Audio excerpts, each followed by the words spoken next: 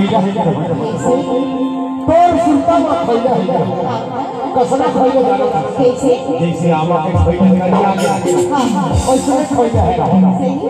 और 2.5-3 साल पीछे हमारे भारत देश से खैला है का चीज बना लाख डाउन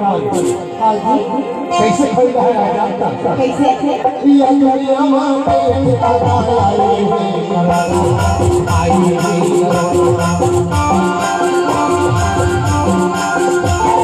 ये दुनिया में आई